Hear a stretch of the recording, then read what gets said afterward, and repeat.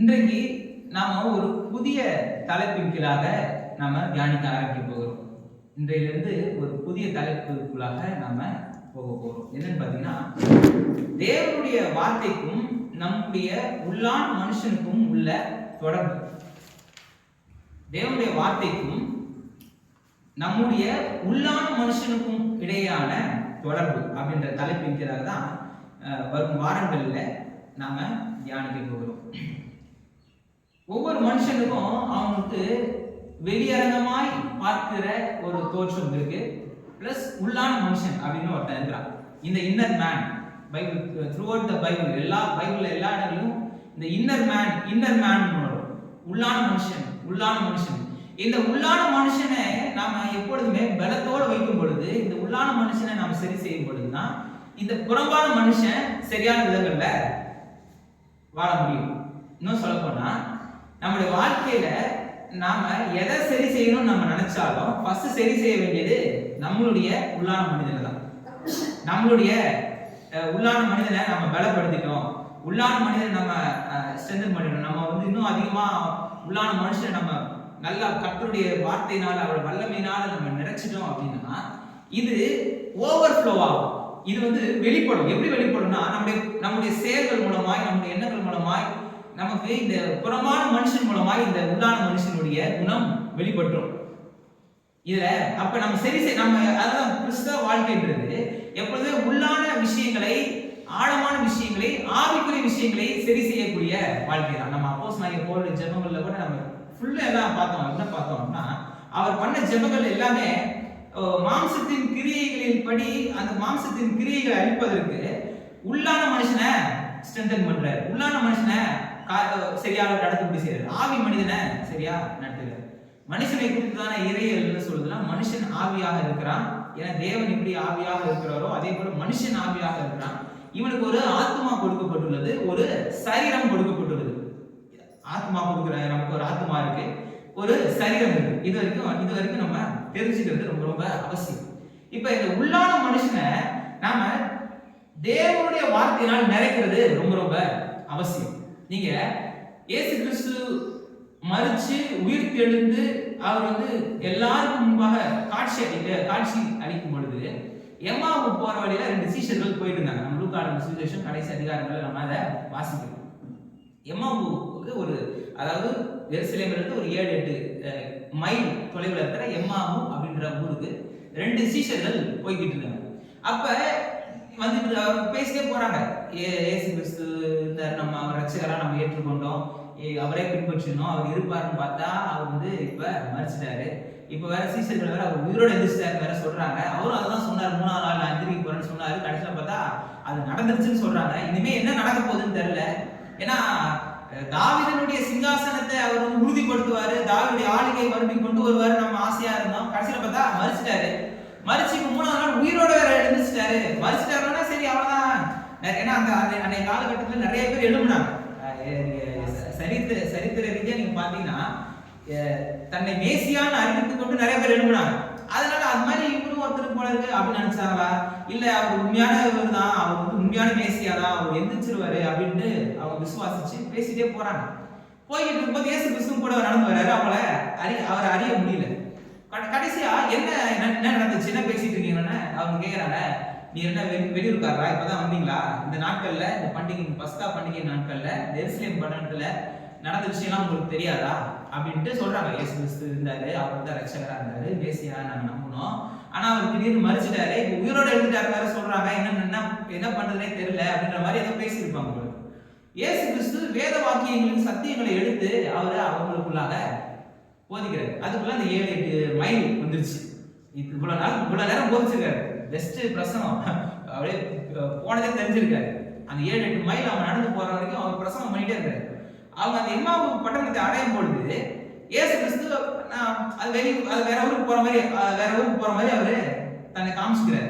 அப்போ இல்ல என் கூட நைட் ஆயிடுச்சு, என் கூட தங்கிட்டு போங்க, ஏன்னா இவ்வளவு சத்தியங்களை அற்புதமா பேசுறீங்களே அப்படின்னு அவங்களுக்கு அப்பத்தை விட்டு அவங்களுக்கு அந்த காரியங்களை எப்படி ஆப்போசிட் என்ன செஞ்சாரோ அதே காரியங்களை செய்யறாரு. செஞ்சோடனே இவங்க செஞ்சுட்டு அவர் அவ்வளவுதான். அதுக்கப்புறம் மறைஞ்சிருக்காரு. அதுக்கப்புறம் அவரை பார்க்கல. அப்ப இவங்க பேசிக்கிறாங்க, அவர் தான் மேசியா, அவர் தான் இயேசு கிறிஸ்து. அவர் பேசும்பொழுது நம்முடைய உள்ளம், நம்முடைய இருதயம் கொழுத்து விட்டு எரியவில்லையா அப்படின்றாங்க. அப்ப தேவனுடைய வார்த்தை நம்முடைய உள்ளான மனிதன், அதாவது இருதயத்துக்கூட எப்பவுமே கனெக்ட் ஆகும். இப்ப நம்ம கூட ஏதோ ஒரு விதங்கள்ல நம்ம பிரசங்கம் பண்ணுவோம், இந்த பிரசங்கத்தை கேட்போம், நிறைய சத்தியங்களை கேட்போம், வசனங்களை கேட்போம். ஏதோ ஒரு வசனம் நம்மளுடைய உள்ளத்தை அது தொடும், அப்படி டச் பண்ணும், நம்மளை அப்படியே லிஃப்ட் பண்ணும், நம்மளை அப்படியே சோர்ந்து இருக்கிற நேரத்துல நம்மளை அப்படி ஒரு உற்சாகப்படுத்தி எழுப்பி விட்டுரும்.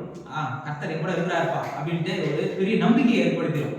சில நேரங்கள்ல நம்ம சோர்ந்து போய் அப்படியே பலவீனப்பட்டிருக்கும் போது அந்த வார்த்தைகள் நம்மளை அப்படியே உற்சாகப்பட்டு, நம்ம 10 பாட்டில் குளுக்கோஸ் ஏற்றின மாதிரி ஆளு உற்சாகமாயிருக்கும். எப்படி தேவனுடைய வார்த்தைகள் இருக்கிற அந்த உண்மையை நம்ம நம்பும் பொழுது, அதனுடைய நிஜத்தன்மையை நம்ம நம்பும் பொழுது, அதனுடைய சத்தியத்தை நாம நம்பும் பொழுது, நமக்கு உள்ளான மனிதன்ல ஒரு பலம் வந்துடும், அது புறமான மனிதன்ல வெளிப்படும்.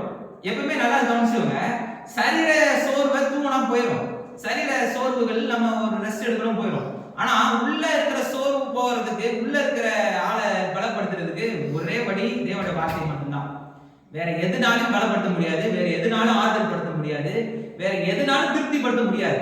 இந்த உள்ளான மனிதனை திருப்திப்படுத்தணும் அப்படின்னா அதுக்கு ஒரே வழி தேவனுடைய வார்த்தை தான்.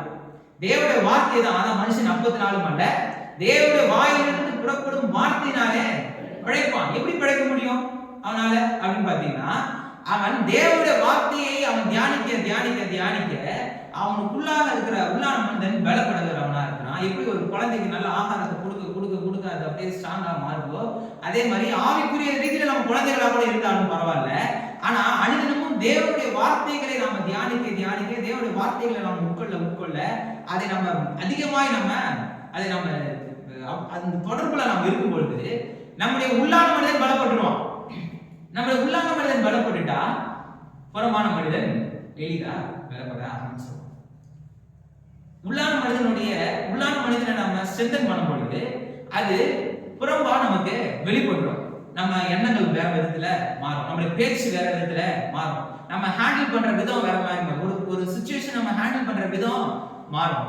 நம்முடைய எல்லா காரியங்களும் மாறணும் அப்படின்னா நம்ம உள்ளான மனிதன் ஸ்ட்ராங்கா இருக்கும், தேவனுடைய வார்த்தையின் அடிப்படையில ஸ்ட்ராங்கா இருக்கும். உள்ளான மனிதனை நம்ம ஸ்ட்ரென்தன் பண்ண நமக்கு அது பெரிய மாற்றத்தை ஏற்படுத்தும். இதே மாதிரி எப்படி மனுஷன் உள்ளான மனிதன் புறமான மனிதன் அப்படி இருக்கிறான் அப்படின்னு சொன்ன மாதிரி, ஆவிக்குரிய உலகம், காணக்கூடிய உலகம், காணக்கூடாத உலகம் ஒன்று இருக்கு. இந்த காணக்கூடாத மண்டலம் தான் இந்த காணக்கூடிய மண்டலத்தை ஆளுகை செய்கிறது.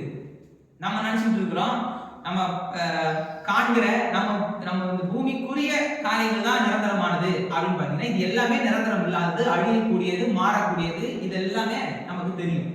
ஆனா மாறாத நித்திய உலகம் ஒன்று இருக்கு. இயேசு கிறிஸ்து பேதுருவிட்ட சொல்லும்போது சொல்றாரு, மத்தேயு சுவிசேஷத்துல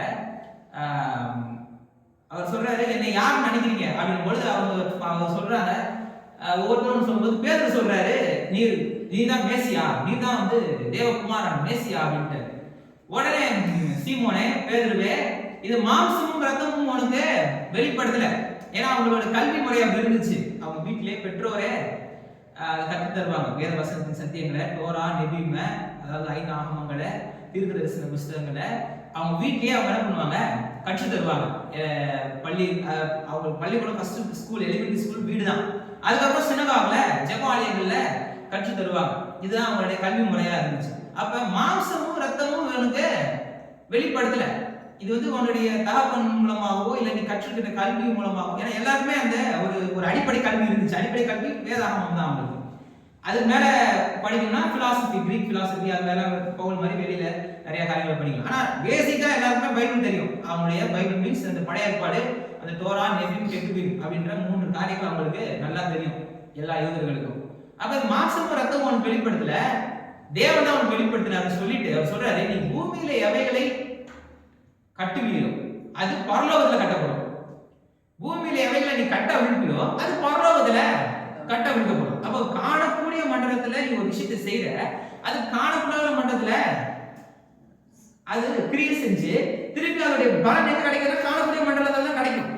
திருப்பி எவையெல்லாம் கட்டினானோ அது பரலோகத்துல கட்டப்பட்டு, அது நித்திய மண்டலத்துல இருந்து அதுக்கு அந்த காரியங்கள் எல்லாம் கட்டப்பட்டு இங்கே அவனுக்கு சில காரியங்கள் பாதுகாக்கப்படும். சில காரியங்கள் தடுக்கப்படும். எந்தெந்த காரியங்களை கட்ட அவிழ்க்கிறாரோ, எந்தெந்த ஆசீர்வாதங்களை கட்ட அவிழ்க்கிறாரோ, எந்தெந்த நன்மைகளை கட்ட அவிழ்க்கிறாரோ அவைகள் பரலோகத்திலையும் கட்டவிழ்க்கப்பட்டு, அதான் பரலோகம் மீன்ஸ் அந்த காணப்படாத மண்டலத்திலையும் கட்டவிழ்க்கப்பட்டு, இந்த காணக்கூடிய மண்டலத்துல அது வெளிப்படும், அது கிரியை செய்யும், அது நிறைவேறும். அதான் நம்ம ஜெபம்ன்றது ரொம்ப ரொம்ப முக்கியம்னு சொல்றோம். நம்ம பேசுற வார்த்தைகள் ரொம்ப ரொம்ப முக்கியம்னு சொல்லுவோம். ஏன் மரணமும் ஜீவனும் நாவின் அதிகாரத்தில் இருக்கு. பேசுறதுனால நடக்கும் அப்படின்னு நம்ம கூட போதிக்கும் போது சூழ்நிலையை பார்த்து பேசுங்க. இல்ல உங்களுடைய சூழ்நிலைகளை வந்து மோசமான சூழ்நிலைகளா இருக்கா, உங்களுடைய காரியங்கள் தான் இருக்கா, இல்ல கர்த்தர் எனக்கு ஜெயத்தை கொடுப்பார், கர்த்தர் எனக்கு வெற்றியை தருவார், கர்த்தர் என்னை விடுவிப்பார் அப்படின்னு நீங்க தைரியமா நீங்க பேசுங்க. பேச பேச மாறும் அப்படின்னு சொல்லி நம்ம போதிப்போம். போதிக்கிறத சில பேர் கேட்டு என்ன சொல்லுவாங்க, இது என்ன இதா இருக்கு, முட்டாள்தனமா இருக்கு, அது எப்படி பேசினா இங்க நடக்கும், எப்படி பேசினா இங்க நடக்கும் அப்படின்னு சொல்லுவாங்க. சொல்லிட்டு போயிட்டு கார் டயர் பஞ்சர் ஆயிடுச்சு, இல்ல வண்டி டயர் பஞ்சர் ஆயிடுச்சுன்னா அந்த வண்டி ஒரு வெட்டு உதச்சிட்டு இந்த வண்டியே இப்படிதான், இது வாங்கினாலே இப்படிதான் வண்டியை பார்த்து பேசிட்டு இருப்பாங்க. அது வண்டிக்கு கேட்காதுன்னு அவங்களுக்கும் தெரியும், ஆனா வண்டியை பார்த்து பேசிட்டு இருப்பான். போனை பார்த்து இந்த போன் சார்ஜ் ஏறிக்க மாட்டேன்னு போனை பார்த்து பேசிட்டு இருப்பான். இல்ல எதை பார்த்தா ஏதாவது இடிச்சிருச்சு, கேட் இடிச்சிருச்சு ஏதாவது அந்த பொருளை பார்த்து பேசிட்டு இருப்பான். அப்ப அந்த பொருட்களை பார்த்து ஏதோ பேசணும்னு தோன்ற மனுஷனுக்கு சூழ்நிலையை பார்த்து நீங்க பேசணும்னு சொன்னா அது புரிய மாட்டேங்குது. அது சூழ்நிலையை பார்த்து பேசுங்க, நீங்க உங்க வாழ்க்கையில சூழ்நிலை பார்த்து பேசுங்கன்னா அது பெரிய இதா இருக்கு. அதான் ஜெபம் ரொம்ப முக்கியம். சில ஜெபிக்கிறத பத்தி நம்ம கற்றுக் கொடுக்குறோம். அந்த வெள்ளிக்கிழமை ஜெபங்கள்ல ஜெபம்னா என்ன, ஜெபிக்கிறது எப்படி ஜெபிக்கணும், இந்த மாதிரி நிறைய விஷயங்கள் கற்றுக் கொடுத்து தான் நம்ம ஜெபம் பண்றோம், கற்றுக்கிட்டு தான் நம்ம ஜெபம் பண்றோம். அப்ப ஜெபம்ன்றது என்னது? அப்ப தேவனுக்கு எதுவும் தெரியாது, தேவனுக்கு ஒண்ணுமே தெரியாது, அவர் நம்ம இங்கே உட்கார்ந்து இருக்கிறாரு, நம்ம அப்படியே ஜெபம் பண்ண எந்த அளவுக்கு சத்தமா, எந்த அளவுக்கு ரொம்ப நேரம் ஜெபம் பண்ண அப்படியே லைன் மாதிரி போயிட்டே இருந்து கடைசியா தேவனை எட்டுற வரைக்கும் நம்ம கத்தி போராடி குப்பர் அடிச்சு புருண்டு ஏதோ பண்ணி கத்தருக்கு நம்ம தெரிவிக்கிறோம். அவர் எதுவுமே கேட்க மாட்டேன்னு தூரமா உட்கார்ந்துட்டு இருக்கிறாரு. நாம பண்ற ஒரு கலாட்டால அவருக்கு போய் சேருது. இது மாதிரியான ஒரு மைண்ட் செட்டு பொதுவா நமக்கு இருக்கு, எல்லாருக்குமே அந்த ஒரு இது இருக்குது. ஆனா நம்ம நினைப்பதற்கும் வேண்டிக் கொள்வதற்கும் அதிகமா நமக்கு செய்யறவர் அது முன்னாடியே செஞ்சிருந்தாரு. உலக தோற்றத்துக்கு முன்பாகவே மீட்பதற்காக தேவ ஆட்டுக்குட்டியை ஏற்படுத்தினவர், எல்லாரும் அவருக்கு தெரியும். அப்படி நம்ம ஜெபம் பண்றோம் அப்படின்னாலே அதான் தாக்கம். என்னன்னா இந்த பூமியில ஒரு காரியங்களை நடத்தி வைப்பதற்கு தேவன் நம்மை தான் பயன்படுத்துறார். பாலகர் வாயினால் துதியை உண்டு பண்ணி நீர் வசனம் சொல்லி இப்ப நம்ம படத்துல தான் பார்க்கிறோம். பாலகர் வாயினால துதியை உண்டு பண்றாரு, குழந்தைகள் பாலகர் வாயினால துதியை உண்டு பண்றாரு. எதுக்கு அதெல்லாம் சொல்றாரு அப்படின்னு பாத்தீங்கன்னா, அவர்களுடைய அதாவது இந்த பூமியில நம்மளை கொண்டு விஷயங்களை செய்யணும். இந்த பூமியில என்ன கர்த்தர் நடப்பிக்கணும்னாலும் நம்மளை கொண்டுதான் செய்யறதுக்கு அவர் விருப்பம் உள்ளவராக இருக்கிறார். இந்த பூமியில அவர் வெளிப்படுவதற்கு, அவருடைய வார்த்தைகளை வெளிப்படுத்துவதற்கு கிட்டத்தட்ட 40 பேர் மூலமா இந்த பரிசுத்த வேதாகம் வந்து தேவனுடைய வார்த்தையை நமக்கு கொடுத்திருக்கிறார். இந்த வேத வார்த்தை, தேவனுடைய வார்த்தை நம்ம விசுவாசிக்கிறோம். இது எழுதப்பட்டது 40 பேரா இருக்கலாம், பல்லாயிரக்கணக்கான வருஷம் ஆயிருக்கலாம், அது நம்ம தொடங்கி வெளிப்படுத்துற வரைக்கும் பல்லாயிரக்கணக்கான வருஷங்கள் ஆயிருக்கலாம், எல்லாம் ஓகே தான். ஆனா இது எழுதினவர் ஒருத்தர் தான், ஆவியானவர் மனுஷனை பயன்படுத்தி மனுஷனுடைய வாயில தன்னுடைய வார்த்தைகளை வைத்து இதை எழுதினார் அப்படின்னு நம்ம விசுவாசிக்கிறோம். அப்ப நல்லா தெரிஞ்சுக்கணும், மனுஷன் இன்னைக்கு வெறும் இன்ட்ரோடக்ஷன்ஸ் தான். இன்னைக்கு ஃபுல்லுமே நம்ம போற சத்தியத்துக்கு இன்னைக்கு வெறும் இன்ட்ரோடக்ஷன்ஸ் மட்டும் நான் கொடுத்துறேன். அதுக்கப்புறம் நம்ம முடிஞ்ச இன்னைக்கு ஆரம்பிச்சிடும், இல்லை வர வாரத்தில் நம்ம சத்தியத்திற்குள்ளாக நம்ம போயிடுவோம். சில விஷயங்களை நம்ம பேசிக்கா நம்ம தெரிஞ்சுக்கணும். மனுஷன் ஆவி மனிதன், காணக்கூடிய மனிதன், காணக்கூடாத மனிதன் அப்படின்னு 2 இருக்கு. உலகம், காணக்கூடிய உலகம், காணக்கூடாத நித்திய உலகம் அப்படின்னு இருக்கு. இந்த மாதிரியான விஷயங்களை மறந்துடுறோம். தேவனுக்கும் மனுஷனுக்கும் உள்ள தொடர்புன்றது அது வந்து ஒரு சிருஷ்டிக்கும் உள்ள தொடர்பு போல கிடையாது. அது வந்து ஒரு இது கிடையாது, ஏதோ ஒரு சிருஷ்டித்தாரு நம்ம சிருஷ்டிகள் அப்படின்ட்டு அந்த உறவு மட்டும் கிடையாது. இது வந்து ஒரு உறவு. என்ன உறவுனா, ஒரு தகப்பனுக்கும் ஒரு பிள்ளைக்கும், ஒரு பெற்றோருக்கும் பிள்ளைக்கும் உண்டான உறவு போன்றது. ஆதியாகமம் 1ஆம் அதிகாரம் 26 சொல்றது, தம்முடைய சாயலின்படியும் தன்னுடைய ரூபத்தின்படியும் மனுஷனை உண்டாக்கும். என்னுடைய சாயலின்படியே நான் உண்டாக்குறேன் அப்படின்ட்டு கர்த்தர் மனுஷனை உண்டாக்குறாரு. இன்னும் நம்மள தேவன் தன்னுடைய பிள்ளைகள் அப்படின்னே அவரு அநேக முறை அழைக்கிறாரு பாருங்க. கலாத்தியர்கள் நிருபம் 4ஆம் அதிகாரம் 6ஆம் வசனம். கலாத்தியர் 4:6.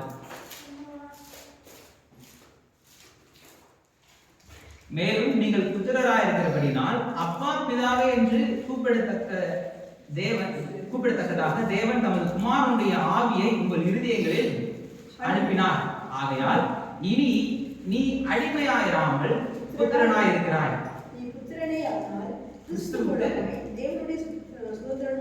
தேவனுடைய சுதந்திரம் இன்ஹெரிட்டன்ஸ் நமக்கு கிடைக்குது. தேவனுடைய எல்லா காரியங்களும் நம்மளால இந்த பூமியில அனுபவிக்க முடிகிறது.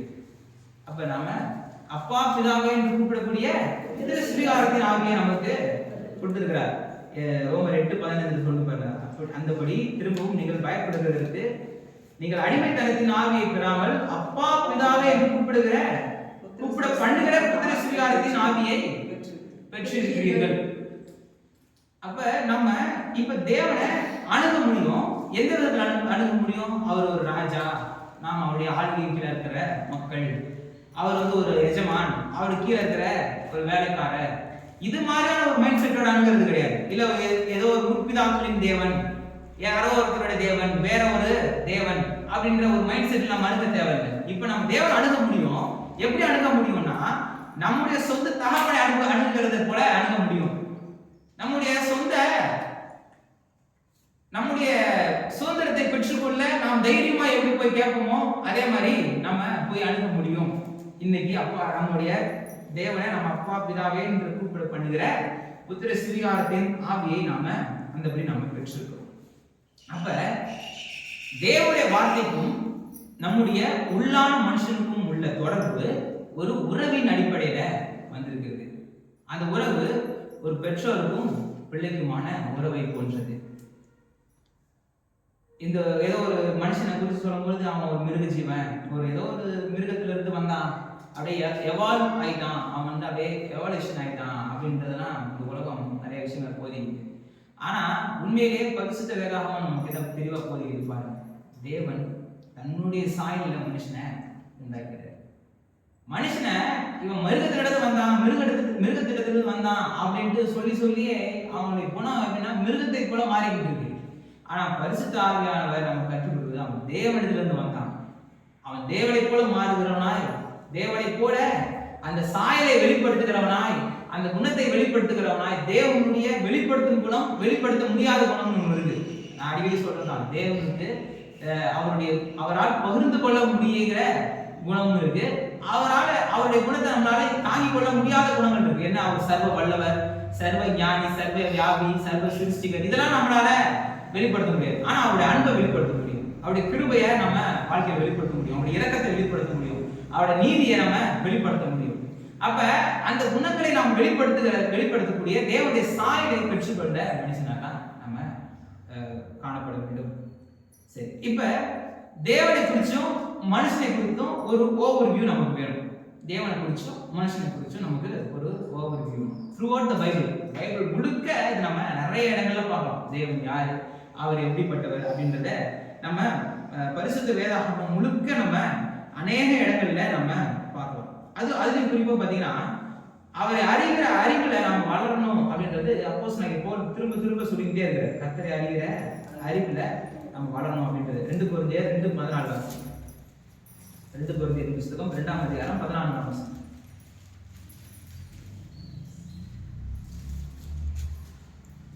கிறிஸ்துவுக்குள் எப்பொழுதும் எங்களை வெற்றி சிறக்க பண்ணி எல்லா இடங்களிலேயும் எங்களை கொண்டு அவரை அறிகிற அறிவின் வாசனையை வெளிப்படுத்துகிற தேவனுக்கு ஸ்தோத்திரம்.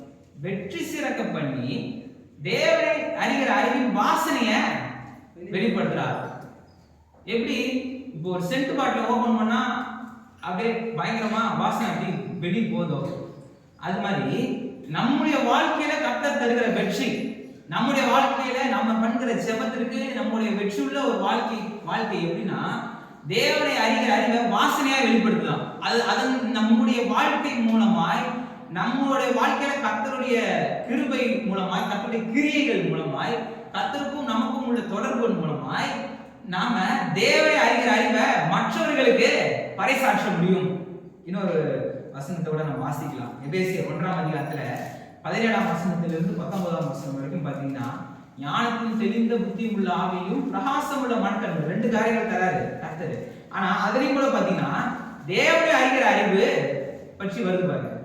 எபேசியர் 1ஆம் அதிகாரம் 17ஆம் வசனத்திலிருந்து 19. நம்முடைய கர்த்தராகிய இயேசு கிறிஸ்துவின் தேவனும் மகிமையின் பிதாவுமானவர் தம்மை நீங்கள் அறிந்து கொள்வதற்கான ஞானத்தையும் தெளிவையும் அறிகிற ஆவியை உங்களுக்கு தந்துள்ள வேண்டும் என்றும் நம்மை அழைத்ததினாலே நமக்கு உண்டாயிருக்கிற நம்பிக்கை இன்னதென்றும் பரிசுத்தவானிடத்தில் நமக்கு உண்டாயிருக்கிற சுதந்திரத்தினுடைய மகிமை ஐஸ்வர்யம் இன்னதென்றும் தாம் கிறிஸ்துவை மரித்தோரிலிருந்து எழுப்பி அவரிடத்தில் நடப்பித்த தமது பலத்த சத்துவத்தின் வல்லமையின்படியே விசுவாசிகர்களாகிய நம்மிடத்திலே காண்பிக்கும் தம்முடைய வல்லமையின் மகா மேன்மையான மகத்துவம் என்னதென்றும் நீங்கள் அறியும்படிக்கும் அவர் உங்களுக்கு பிரகாசமுள்ள மனக்கண்களை கொடுக்க வேண்டும் என்றும் வேண்டிக் கொள்கிறேன். அப்ப தேவனை அறிகிற அறிவு நம்முடைய நல்வாழ்வு மூலமாய் வெளிப்படுகிறது. பேசிக்கா நம்ம ஒரு வாயில தெரிஞ்சிடலாம்.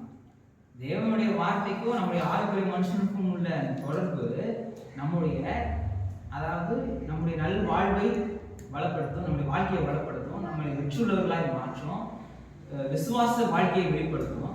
இது தேவனை பறைசாற்றும். தேவன் யாரு அப்படின்றத பறைசாற்றும். அப்ப தேவன் அறிகிற அறிவு நமக்கு ரொம்ப அவசியம். நம் மூலமாய் கர்த்தர் இந்த பூமிக்கு தான் யாருன்றத வெளிப்படுத்துறாரு. இப்ப அந்த காலத்துலாம் பாத்தீங்கன்னா ராஜாக்கள் என்ன பண்ணுவாங்க, ஏதோ ஒரு இடத்துல இருப்பாங்க. இப்ப பைபிள் படி பாத்தீங்கன்னா அகாஸ்வேருன்ற ராஜா கிட்டத்தட்ட 120 நாடுகளுக்கு மேல எஸ்தர் ராஜாத்தின் காலத்துல அவரு ஆட்சி செய்தார். இந்து தேசம் முதல் எத்தியோப்பியா வரை, இந்தியால இருந்து எத்தியோப்பியா வரைக்கும் கிட்டத்தட்ட 126 வருஷம் ராஜ்யங்களை அவரு ஆட்சி செய்தார். அப்ப எத்தனை பேர் அவரை பார்த்திருப்பாங்க? இந்த மூலையில அந்த மூலை வரைக்கும் ஆட்சி செய்யறாங்க. எத்தனை பேர் அவரை பார்த்திருக்க முடியும்? ரொம்ப கம்மி. எல்லாருமே கல்யாணத்துக்கு போயிருக்க முடியாது. அவரும் எல்லா இடத்துக்கும் வந்து எல்லா மக்களையும் பார்த்திருப்போம் அப்படின்ட்டு கிடையாது. ஆனா அவர் வந்து ஒண்ணு பொதுவா எல்லா ராஜாக்களுக்கு பேரரசர்கள் என்ன செய்வாங்கன்னா, தன்னுடைய உருவ சிலையை என்ன பண்ணுவாங்க, எல்லா இடங்களும் வச்சிருவாங்க. எல்லா ஊர்களையும் அங்க செஞ்சு எடுத்து போயிட்டு வச்சிருவாங்க. அதை பார்க்கும்போது நம்ம ராஜா இப்படிதான் இருப்பாரு. அவரு சில இடத்துல பார்க்கறதுல கொஞ்சம் ஒல்லியா ஏதோ கூட இருக்கலாம். ஆனா சிலையெல்லாம் பிரம்மாண்டமா அப்படியே பயங்கரமா அப்படியே சூப்பரா செஞ்சு வச்சிருவாங்க. அவர் பார்க்கும்போதே ராஜானா இப்படிதான்ப்பா, நம்ம ராஜா பயங்கரமான ஆளா இருக்கிறாருப்பா. ஏன்னா சாதாரண ஒரு மனுஷன் மாதிரி தான், என்ன நம்மள மாதிரி தானே இருக்கிறாரு இவர் அப்படின்னு வந்துரும்ல. அதனால என்ன பண்ணுவாங்க, பயங்கரமா செஞ்சு சிலையை அங்கங்க வச்சிருவாங்க. எல்லா இடங்களும், பொது இடங்கள்ல, கோயில்கள்ல, இந்த இடத்துல ராஜாக்களுடைய சிலைகளை வச்சிருவாங்க. சிலைகளை வச்சுட்டா என்னன்னா மக்களுக்கு தெரியும், இவர்தான் நம்ம ராஜா அப்படின்ட்டு தெரியும். அதே மாதிரிதான் கர்த்தர் தன்னை வெளிப்படுத்துறதுக்கு நம்மளை வச்சிருக்கு. இந்த பூமியில தன்னுடைய சாயல குட்டி குட்டியாக உருவாக்கி தன்னை போலவே உருவாக்கி விட்டுட்டாரு. நாம இந்த பூமியில ஜீவனுள்ள சாட்சிகளாய் கர்த்தரை நாம வெளிப்படுத்திக்கிறோம். அதான் நம்ம குரு வழிபாடு செய்யறது கிடையாது, இந்த சிலைகளோ எது நம்ம வணங்குறது கிடையாது. எதுக்கு அதெல்லாம் நம்ம செய்யறது கிடையாதுன்னா, கர்த்தருடைய ஆவியானவர் நம்ம மூலமாயே என்ன பண்றாரு, பறைசாற்றப்படுகிறாரு, நம்ம மூலமாய் வெளிப்படுகிறாரு, நம்ம மூலமாய் கிரியை செய்ய விரும்புகிறார், நம்ம மூலமாய் கர்த்தர் வெளிப்பட விரும்புகிறார். அப்ப தேவனை அறிகிற அறிவு நமக்கு அவசியம். தேவன் யாருன்றது ரொம்ப அவசியம். மனுஷன் யாருன்றது நமக்கு தெரியும். பேசிக் தான். ஃபர்ஸ்ட் நம்ம இந்த இன்ட்ரோடக்ஷன்லாம் பார்த்துருக்கோம். ஒன்று ஆவி மனுஷன், உள்ளான மனுஷன், புறமான மனுஷன் தான் யாருன்னு நமக்கு தெரியணும். ரெண்டாவது காணக்கூடிய மண்டலம், காணக்கூடாத மண்டலத்தை பத்தி நமக்கு தெரியணும். இந்த காணக்கூடாத மண்டலம் தான் நித்திய மண்டலமாய் நமக்கு வேலை செய்யுது. இதெல்லாம் நமக்கு தெரியும். அடுத்தது தேவன் யாருன்னு தெரியணும், நாம யார், மனுஷன் யாருன்னு தெரியும். இதெல்லாம் தெரிஞ்சிச்சுன்னா நம்ம இதுக்குள்ள நம்ம போறதுக்கு ஈஸியா இருக்கு. தேவன் யாரு, நாம யாருன்னு தெரியறதுக்கு த்ரூஅவுட் தி பைபிள் நம்ம தெரிஞ்சுக்க முடியும். ஆனா குறிப்பா ஒரு சங்கீதம் நமக்கு இதை நல்லா போதிக்கும். 8ஆம் சங்கீதம் நம்ம சமீபத்தில் கூட இந்த பைபிள் ஸ்டடியில கூட சங்கீதத்தை குறித்த பைபிள் ஸ்டடியில கூட நம்ம 8ஆம் சங்கீதத்தை தான் நம்ம தியானிக்கிறோம். அந்த சங்கீதத்துல தேவன் யாரு, மனுஷன் யாரு, சிருஷ்டிப்பின் மூலமாய் தேவன் எப்படி மகிமைப்படுகிறாரு, அதுல எப்படி விசேஷித்த விதமாய் மனுஷனை உண்டாக்குறாரு அப்படின்ட்டு காமிக்கிறது. அதுல அந்த சங்கீதத்துல 4ஆம் வசனம், 5ஆம் வசனம், 6ஆம் வசனம் தான் மையம். சங்கீதக்காரன் அந்த சங்கீதத்தை எழுதுறதுக்கான மையம் எதுனா 4, 5, 6. ஆனா அதோட பேக்ரவுண்ட் ஸ்கோர் மாதிரி பேக்ரவுண்ட்ல அப்படியே காட்சிப்படுத்துறதுக்கு 1ஆம் வசனத்துல இருந்து 8ஆம் வசனம் வரைக்கும் எழுதுறாரு. அதோட சென்டர்ல என்னது அப்படின்னா இதுதான். ஆனா அது அப்படியே அதனுடைய மகிமையை நல்லா காமிக்கிறதுக்கு அப்படியே இப்ப துணிக்கடையில லைட்டா போட்டு காட்டுறாங்க பார்த்தீங்களா, அது வீட்டுல இருந்து பார்த்தா இதுதான் நம்ம எடுத்தோமான்னு டவுட் வந்துடும். ஆனா கடையில பார்க்கும்போது அப்படியே பயங்கரமா இருக்கும், சூப்பரா இருக்கும். ஆஹா, நமக்குனே தயாரிச்ச மாதிரி இது என்னுடைய சரீரத்துக்காகவே பிறப்பெடுத்த பிறவிடா நீ வா அப்படின்னு தூக்கிட்டு வர அளவுக்கு ட்ரெஸ் சூப்பரா இருக்கும். வீட்டுல இருந்து பார்த்தா நம்ம லைட்ல பார்த்தா அது இதுவா எடுத்துட்டு வந்தோம், நம்மளோட டேஸ்ட் இவ்வளவு மட்டமாவா இருக்கு அப்படின்ற அளவுக்கு நமக்கு சில நேரத்துல நமக்கு தோணும்ல. ஏன்னா லைட்லாம் போட்டு காமிச்சா அதனுடைய கலர்ஸ் நல்லா தெரியும், அதனுடைய டெக்ஸ்டர்ஸ் நல்லா தெரியும் அப்படின்ட்டு அதெல்லாம் செட் பண்ணி வைக்கிறாங்க. எல்லாமே அப்படிதான். ஒரு ஷோரூம்ல கூட எல்லா ஷோரூம்லும் பாருங்க அப்படியே கலர் கலரா போட்டு என்னென்னமோ பண்ணி மேக்கப் பண்ணி அப்படியே நிறுத்தி வச்சிருவாங்க, வண்டியை நிறுத்தி வச்சிருவாங்க. இதை எதை வாங்குறதா இருந்தாலும் சரி அப்படி வச்சிருவாங்க. ஆனா அதனுடைய தன்மை என்னன்னா வீட்டுல இருந்து பார்த்தா தான் தெரியும் அப்படின்ற மாதிரி இது அப்படி கிடையாது. உண்மையிலே இதோடைய பிரம்மாண்டத்தை, இதனுடைய தன்மையை வெளிப்படுத்துறதுக்கு சில பேக்ரவுண்ட் ஸ்கோர் காமிக்கிறார். இந்த 4ஆம் வசனம் 5ஆம் வசனம் 6ஆம் வசனம் தான் மெயின், இது எழுதுறதுக்கான மெயின். தேவன் யாரு மனுஷன் யாரு அப்படின்ட்டு வெளிப்படுத்துறாரு. வெளிப்படுத்துறதுக்கு முன்னாடி இதை அப்படியே காமிக்கிறாரு பாருங்க. 1ஆம் வசனத்துல இருந்து வாசிங்கன்னா இதுல 1ஆம் வசனம் 2ஆம் வசனம் பார்த்தீங்கன்னா தேவன் எவ்வளவு பெரியவர் அப்படின்னு காமிக்குது. தேவன் எவ்வளவு பெரியவர் அப்படின்னு காமிக்குது. 3ஆம் வசனத்துல இருந்து 8ஆம் வசனம் பார்த்தீங்கன்னா தேவன் எவ்வளவு நல்லவர் அப்படின்ட்டு காமிக்குது. சரி வாசிங்க 1ஆம் வசனம். எங்கள் ஆண்டவராகிய கர்த்தாவே, உம்முடைய நாமம் பூமி எங்கும் எவ்வளவு மேன்மை உள்ளதாக இருக்கிறது. உம்முடைய மகத்துவத்தை வானங்களுக்கு மேலாக வைத்தீர். அதாவது அவர் சொல்றாரு பாருங்க, எங்கள் ஆண்டவராகிய கர்த்தாவே யாவே அதோனேனோ, அதாவது யாவே அடோனாய், யாவே அவர் லார்ட், ரெண்டுத்தையுமே சொல்றாரு. பொதுவா அவங்க கடவுளுடைய நாமத்தெல்லாம் டக்குன்னு சொல்லிட மாட்டாங்க, ஏன்னா சொல்லக்கூடாதுன்னு கட்டளையே இருக்கு. கடவுளுடைய நாமத்தை வீணில வழங்காதிருப்பாயாக அப்படின்னு கட்டளையே இருக்கு. அதனால ரொம்ப டக்குன்னு அவங்க கர்த்தருடைய நாமத்தை டக்குன்னு சொல்லிட மாட்டாங்க. ஆனா இங்க சொல்றாரு பாருங்க, யாவேன்ற வார்த்தையை பயன்படுத்துறாரு தைரியமா. பிளஸ் அவர் லார்ட் அதோனாய் அப்படின்ற வார்த்தைக்கு அடோனைனு அப்படின்ட்டு அப்படியே பயன்படுத்துறாரு எபிரேயத்துல. எதுக்கு சொல்றாரு? அவருக்கு வந்த வெளிப்பாடு அப்படிப்பட்ட வெளிப்பாடு. மனுஷனை ஏதோ சாதாரணமான மனுஷன் மாதிரி இருக்கிறான், இந்த மனுஷன் ஒரு சாதாரணமான மாதிரி இருக்கான். ஆனா இவனை வச்சு கடவுள் என்னெல்லாம் செய்ய விரும்புறாரு அப்படின்றத ஒரு வெளிப்பாடு தாவீதுக்கு கிடைச்சு அவர் எழுதுறாரு பாருங்க. அவர் சந்தோஷத்தின் பெருக்கம் அவரை தேவனே அவருடைய நாமத்தை கொண்டு அழைக்கிறதுக்கும் அவரே தன்னுடைய ஆண்டவர் அழைப்பதற்கும் தைரியமாய் அவரை சொல்ல வச்சுச்சு. ரெண்டாவது சொல்றாரு, உங்களுடைய நாமம் பூமி எங்கும் எவ்வளவு மேன்மை உள்ளதா இருக்கு. மெஜஸ்டிக், அதாவது மேன்மை உள்ளதுன்னு தமிழ்ல வருது. மெஜஸ்டிக் அற்புதமானது, அருமையானது அப்படின்றது மாதிரி இருக்கு. அதாவது மெஜஸ்டிக்கும் குளோரியும் ரொம்ப ஒன்றும் பெரிய வித்தியாசமான வார்த்தைகள் கிடையாது. மெஜஸ்டிக் குளோரி அப்படின்றது ரொம்ப வித்தியாசமான வார்த்தைகள்லாம் கிடையாது. குளோரினா தேவனுடைய ஒட்டுமொத்த மகிமையை வெளிப்படுத்துறது குளோரி, மகிமை. குளோரினா மகிமை, ஏன்னா தேவனுடைய ஒட்டுமொத்த மகிமை தான் குளோரி. மெஜஸ்டினா இந்த தேவனுடைய ஒட்டுமொத்த மகிமையையும் வெளிப்படுத்துவது தான் மெஜஸ்டி. அப்போ நாமும் பூமி எங்கும் எப்படி மேன்மை உள்ளதா இருக்கிறது. அவருடைய அப்புறம் சொல்றாரு, வானங்களுக்கு மேலாக வைத்தீர். வானங்களுக்கு மேலாக வைத்தீர். இந்த வானங்கள் இடத்துல ஆதியாகமத்தின் புத்தகம் 1ஆம் அதிகாரம் 1ஆம் வசனத்துல வந்து சொல்றாங்க, ஹர்ஷமாயி வானத்தையும் பூமியும் சிருஷ்டித்தார். அந்த ஹர்ஷமாயின்ற வார்த்தை டைரக்டா இங்க வருது, வானங்களுக்கு மேலாக வைத்தீர். அப்ப தேவனுடைய மகிமைன்றது இந்த பூமியால தாங்க முடியாது, பூமியால தாங்கிக் கொள்ள முடியாது, இந்த பூமியால கொள்ள முடியாது. இன்னும் கேட்டா 1 ராஜாக்கள் புத்தகம் 8ஆம் அதிகாரம் 27ஆம் வசனத்துல நீங்க பாத்தீங்கன்னா தாவீது சாலமோனுக்கு எல்லா ஐஸ்வர்யத்தையும் வச்சு போறாரு தேவனுடைய ஆலயத்தை கட்டுறதுக்கு. நம்ம ஒரு பெரிய அரண்மனையில வாழ்றோம், தேவனுடைய ஆலயம்ன்றது ஒரு டென்ட்ல இருக்கு, இதை நம்ம ஒரு பெரிய பிரம்மாண்டமான ஒரு ஆலயமா நம்ம கட்டலாம்ப்பா அப்படின்ட்டு பல்லாயிரக்கணக்கான பில்லியன் கணக்கான ரூபா இன்னைக்கு எடுத்துக்கிட்டீங்கன்னா அந்த அளவுக்கு இன்னைக்கு அது மட்டும் இருந்துச்சுன்னா அது உலக அதிசயங்கள்ல முதன்மையானதா இருந்திருக்கும். அந்த அளவுக்கு பிரம்மாண்டமானது, அந்த அளவுக்கு சிறந்தது, அந்த அளவுக்கு அதனுடைய அழகு, அதனுடைய ஆர்கிடெக்சர் அவ்வளவு சிறப்பானது. அந்த ஆலயத்தை கட்டுறதுக்கு எல்லாத்தையும் கொடுத்துட்டாரு. சாலமோன் கட்டிட்டு கடைசியா முடிச்சுட்டு எல்லாத்தையும் பார்த்துட்டு எல்லாரும் பார்த்து வாய போடுறாங்க. அந்த ஆலயத்தை பார்க்கறதுனே வருவாங்க அநேக தேசங்கள்ல இருந்து. அந்த தேவனுடைய ஆலயத்தை பார்க்கறதுக்கு, அதனுடைய ஐஸ்வர்யத்தை பார்க்கறதுக்கு, அதனுடைய பிரம்மாண்டத்தை பார்க்கறதுக்குனே அநேக ஜனங்கள் அநேக தேசங்கள்ல இருந்து டூரிஸ்ட் மாதிரி பார்த்துட்டு போவாங்க.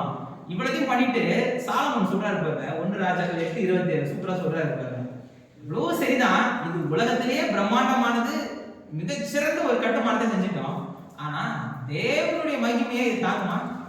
தேவன் இதுல இருப்பாரா? இதுல போய் தேவன் இருப்பாரு, தேவனுடைய மகிமை இது தாங்க முடியுமா? என்னதான் பிரம்மாண்டமா இருக்கட்டும், என்னதான் மகிமை, என்னதான் பெருசா இருக்கட்டும், ஆனா தேவன் இங்க இருக்க முடியுமான்னு கேட்கிறாரு. வாசிக்க 27ஆம் வசனம். தேவன் மெய்யாக பூமியிலே வாசம் பண்ணுவாரோ? இதோ வானங்களும் வானாதி வானங்களும் உம்மை கொள்ளாதே. வானாதி வானங்களே உம்மை கொள்ளாது. அவர் இந்த பூமியில நான் கட்டின இந்த திருநூறு ஆலயத்துல வந்து இருக்க முடியுமா அப்படின்னு கேட்கிறாரு. அவர் பிரமிக்குது. அவருடைய பிரமிப்பு அவளுக்கு தேவனை குறித்தான வெளிப்பாடு அவ்வளவு தெளிவா அவருக்கு வெளிப்படுது. அதுதான். ஆனா இந்த தாவீதுக்கு என்ன ஆச்சரியம்னா, இது தாவீதுக்கும் தெரியும். சாலமோனுடைய அப்பாவாச்சே, தேவனோட இன்னும் எவ்வளவு நெருக்கமா இருந்தவராச்சே, அவர் வானாதி வானங்கள் கொள்ளாதவர் தான், ராஜாதி ராஜாவா இருக்கிறவர் தான். ஆனா இவ்வளவு மகிமையான தேவனும் மனுஷனுக்குள்ள வாசம் செய்வார். அதை எண்ணிதான் கர்த்தரை மகிமைப்படுறாரு. அப்புறம் 2ஆம் வசனம் வாசிங்க. பகைஞனையும் பழிக்காரனையும் அடக்கி போட தேவரீர் உம்முடைய சத்துருக்களின் நிமித்தம் குழந்தைகள் பாலகர் வாயினால் பெறல் உண்டு பண்ணினீர். அதாவது தேவன் அவருடைய சத்துருக்களை அழிப்பதற்கு அவரே இறங்கி வர வேண்டிய அவசியம் கிடையாது. இங்க தாவீது எப்படி உருவகப்படுத்துறாரு. தேவன் அவருடைய சத்துருக்களை அழிப்பதற்கு, சத்துருக்களை இது பண்றதுக்கு யாரை பயன்படுத்துறாரா? குழந்தைகள், பேபிஸ். பாலகர்னா நர்சிங் இன்ஃபென்ட். நர்சிங் இன்ஃபென்ட்னா ஒரு குழந்தைய நம்ம பராமரிப்பு. இப்போ ஒரு 2-3 வயசுனா அதுவே தன்னுடைய வேலைகளை சின்ன வேலைகளை இதெல்லாம் சின்ன வேலைகளை அதுவே பார்த்துக்கும். ஆனா இங்க பாலகர்ன்ற இடத்துல நர்சிங் இன்ஃபென்ட், அதாவது நம்ம தான் செய்யணும், நம்ம தான் பேம்பர்ஸ் மாட்டி விடணும்னு வச்சுக்கோங்க. அந்த அளவுக்கு இருக்கிற குழந்தை. இந்த குழந்தை என்ன பேசுறோம்னு நினைக்கிறீங்க? இந்த சைஸ்ல இருக்கிற குழந்தை என்ன பேசுறோம்? இங்க தாவீது சொல்றாரு, அப்படிப்பட்ட குழந்தைகள் வாயிலிருந்து வர வார்த்தையை வச்சே தேவன் நம்ம எதிரிகளை அழிச்சிருவாரு. அதெல்லாம் ரொம்ப தெளிவா அப்படியே நாவின் நயத்தோட பேசும். அது ஒண்ணும் இல்லை, அது பேசுறதே உண்மையான இருக்கும். ஆனா கர்த்தருடைய வல்லமை எப்படிப்படுதுன்னா, அப்படிப்பட்ட குழந்தைகளுடைய வாயிலிருந்து வரக்கூடிய வார்த்தையை வச்சே தன்னுடைய எதிரிகளை அழிக்க முடியும். இதுதான் கர்த்தருடைய மகிமை, கர்த்தருடைய பலன், கர்த்தருடைய கிருபை. தான் கர்த்தர் அப்படியே கிரியை செய்யறாரு எல்லா இடங்களிலும். நம்ம பார்த்து 2ஆம் சங்கீதத்துல கூட பாத்தீங்கன்னா 1ஆம் வசனத்திலிருந்து 3ஆம் வசனம் வரைக்கும் பூமியின் ராஜாக்கள் எழுந்து நின்று அதிகாரிகள் ஏகமாய் ஆலோசனை பண்ணி அவருடைய கட்டுகள், அதாவது கர்த்தருடைய கட்டுகள், கர்த்தருடைய கட்டளைகள், கர்த்தருடைய நியமங்களை நாங்கள் எங்களுக்கு வேணாம். இன்னி கூட அப்படிதானே இருக்கு. கர்த்தருடைய நியாய பிரமாணங்கள், கர்த்தர் நமக்கு கற்றுக் கொடுத்த நியமங்கள்ல நான் நடக்க மாட்டேன். இது என்ன பெரிய இதா இருக்கு. சில மேல்நாடுகள்ல நம்ம இதே பேச முடியாது. சத்தியத்தை பாவம், நீங்க பாவம் செய்யாதீங்க அப்படிலாம் நம்ம பேசினா ஏன்னா எப்படி நம்ம நினைச்சுப்பாங்க, நம்மளாம் அதை காட்டுவாசி மாதிரி நினைச்சுப்பாங்க.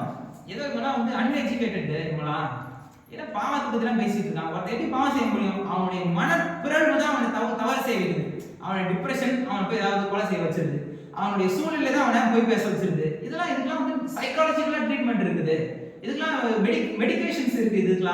இதுக்கு வந்து எந்த விதமான இதுவும் தேவையில்லை. எதுனா பாவம் புண்ணியம் பேசிட்டு இருக்கீங்க அப்படின்னு நம்மளை பார்த்து ஏகமா சொல்லுவாங்க. ஆனா அப்படிலாம் கிடையாது. வேத வசனம் எல்லா தீமைகளுக்கும் அடிப்படை பாவம். அந்த பாவம் தேவனை விட்டு பிரிகின்ற பிரிவு தான் அந்த பாவம் அப்படின்றது நமக்கு ரொம்ப தெளிவா சொல்லுது. அப்படிப்பட்ட காரியங்களே அந்த 4ஆம் வசனம் 2ஆம் அதிகாரம் 2ஆம் சங்கீதத்துல 4ஆம் வசனம் சொல்றாரு. மனுஷனை நீ நினைக்கிறதற்கும் மனுஷகுமாரனை 2ஆம் அதிகாரம் 2ஆம் சங்கீதத்துல பரலோகத்தில் வீற்றிருக்கிறவர்கள் நகைப்பார், ஆண்டவர் அவர்களை இகழ்வார். அதாவது 3ஆம் வசனத்துல 3-4, அதாவது நித்திய ஆளுகை. பரலோகத்தில் வீற்றிருக்கிற வசனம் பாத்தீங்களா? பரலோகம்னா அவர் எங்கேயோ இருக்கிறாரு நினைச்சக்கூடாது. அது நித்திய ஆளுகையை பற்றி பேசுது. நான் கர்த்தரை நோக்கி சத்தமிட்டு கூப்பிட்டேன், அவர் தமது பரிசுத்த பர்வதத்திலிருந்து எனக்கு செவி கொடுத்தார். அப்ப 1ஆம் வசனத்திலிருந்து அப்படியே தொடர்ந்து வாசிங்கன்னா ஒரு இதேதான் வந்து இயேசு கிறிஸ்து சொல்றாரு.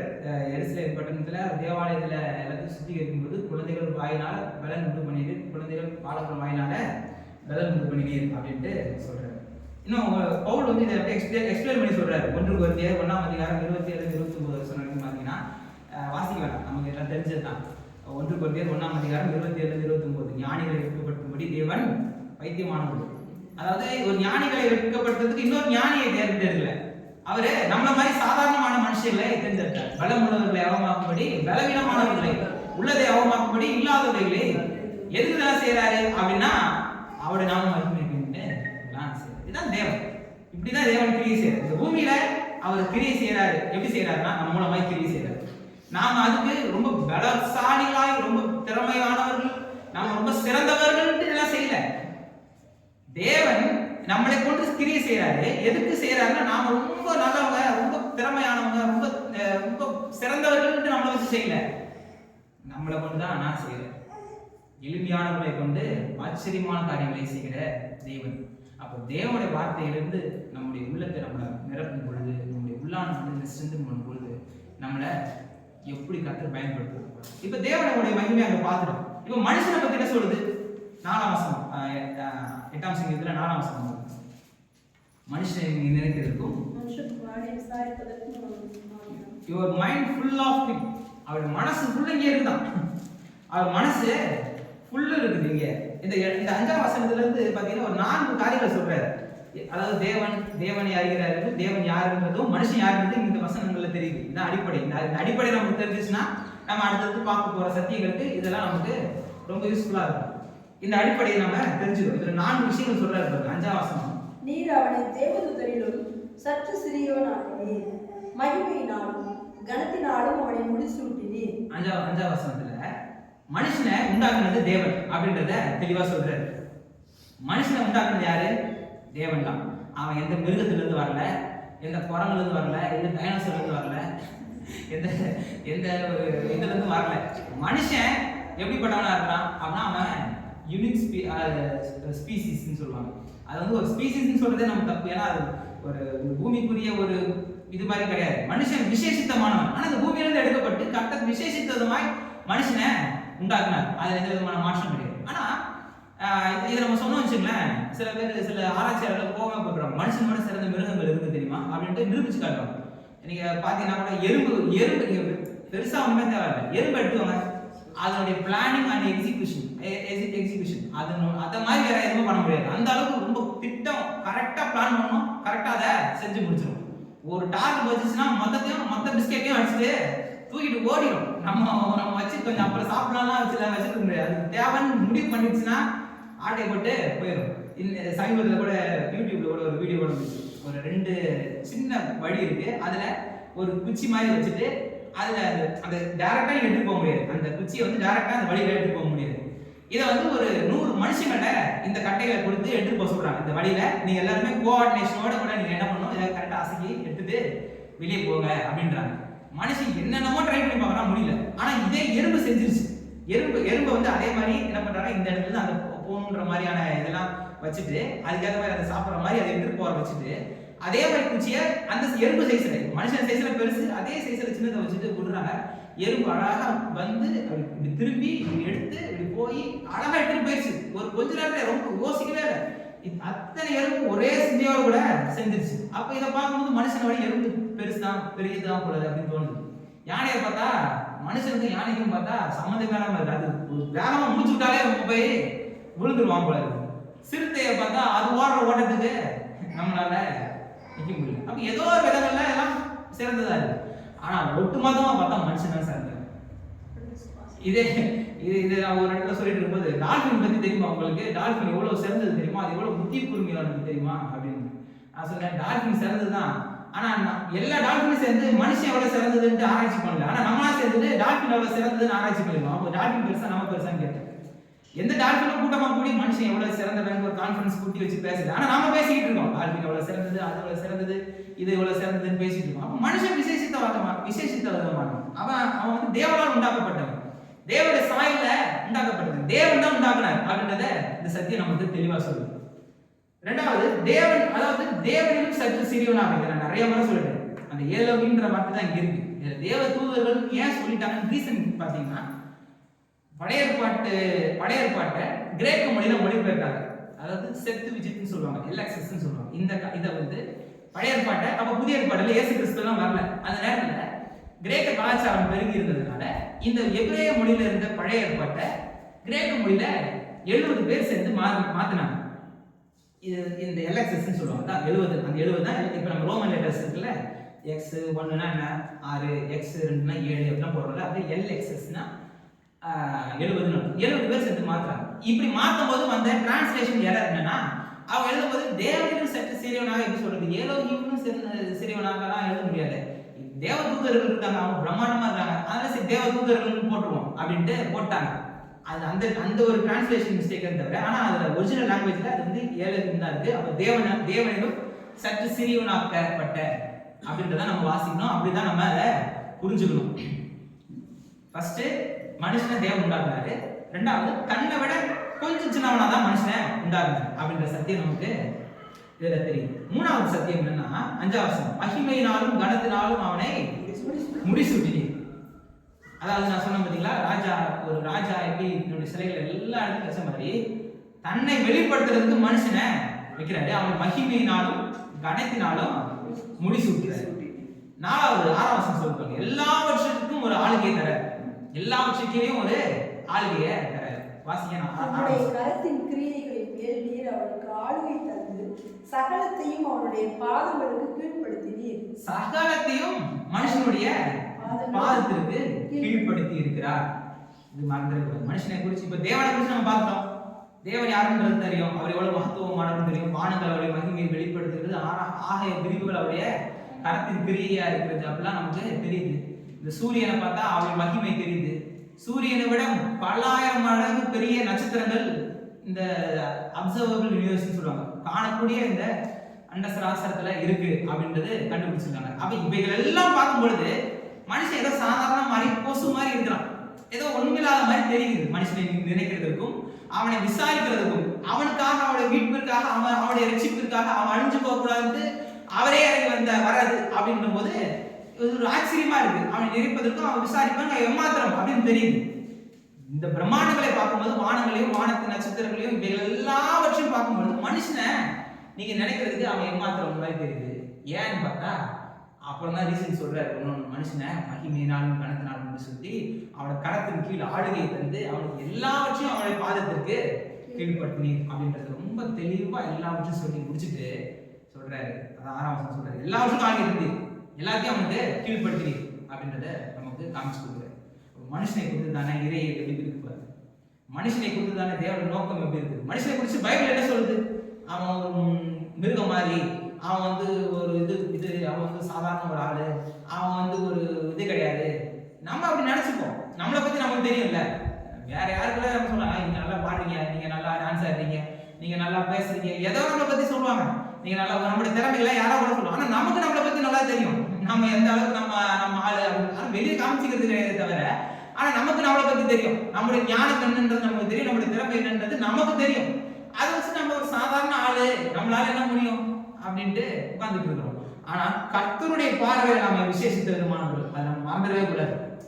கர்த்தருடைய பார்வையில நாம சிறந்தவர்கள். ஏன்னா அவருடைய சாயலின்படி அவருடைய ரூபத்தின்படி நாம உண்டாக்கப்பட்டிருக்கிறோம். அவருடைய தன்மைகள் நமக்குள்ளாக வச்சிருக்கிறார். ஆதியாகமத்தின் புத்தகம் 1ஆம் அதிகாரம் எடுத்துக்கோங்க. 1ஆம் அதிகாரம் 26, 27 எத்தனை முறை சொல்றாரு பாருங்க. தன்னுடைய சாயலின்படி, தன்னுடைய ரூபத்தின்படி, தன்னுடைய சாயலின்படி, தன்னுடைய ரூபத்தின்படி 3 முறை மறுபடியும் சொல்றாரு பாருங்க. 1ஆம் அதிகாரம் 26, 27. பின்பு தேவன் நமது சாயலாகவும் நமது ரூபத்தின் படியையும் மனுஷனை உண்டாக்குவோமாக, அவர்கள் சமுத்திரத்தின் மச்சங்களையும் ஆகாயத்து பறவைகளையும் மிருக ஜீவன்களையும் பூமி அனைத்தையும் பூமியின் மேல் ஊறும் சகல பிராணிகளையும் ஆளக்கடவர்கள் என்றார். தேவன் தம்முடைய சாயலாக மனுஷனை சிருஷ்டித்தார். அவனை தேவ சாயலாகவே சிருஷ்டித்தார். ஆணும் பெண்ணுமாக அவனை சிருஷ்டித்தார். இந்த 2 வசனத்துல எத்தனை முறை தன்னுடைய சாயலின்படி, தன்னுடைய சாயலின்படி சிருஷ்டித்தார். தேவனே செஞ்சாரு, அவரே செய்யறாரு. தன்னுடைய சாயலின்படி மனுஷனை சிருஷ்டிக்கிறார். அப்ப நம்மளை குறித்து தானே சரியான பிக்சர் நமக்கு வேணும். நாம யாருன்ற பிக்சர் நமக்கு வேணும். இதான் நம்முடைய உள்ளான மனிதன் பலப்படுத்துறதுக்கு ஃபர்ஸ்ட் ஸ்டெப் என்னன்னா, நம்மளை குறித்து தானே சரியான பிக்சர் வேணும்.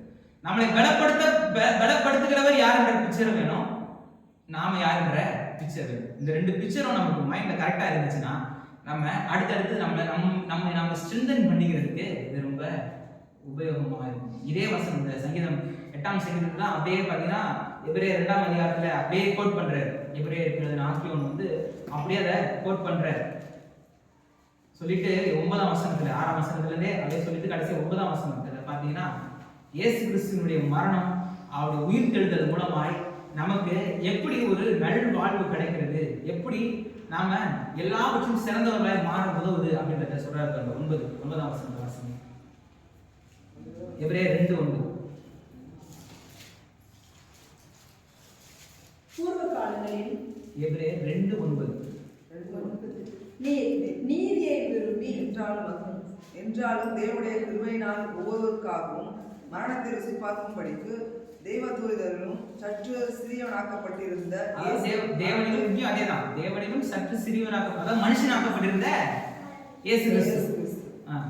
அதாவது உருவத்தின் அடிப்படையில் தேவதூதர்களுடைய இதெல்லாம் சத்தியங்கள்லாம் நீங்க பாத்தீங்கன்னா கேப்ரியல், மிகாவேல், ரஃபேல், இது மாதிரி நிறைய விதமான தேவதூதர்கள்லாம் இருக்காங்க. அவங்களுடைய உருவத்தெல்லாம் பாத்தீங்கன்னா நம்மளாம் கொசு மாதிரி தான் இருக்கிறோம்.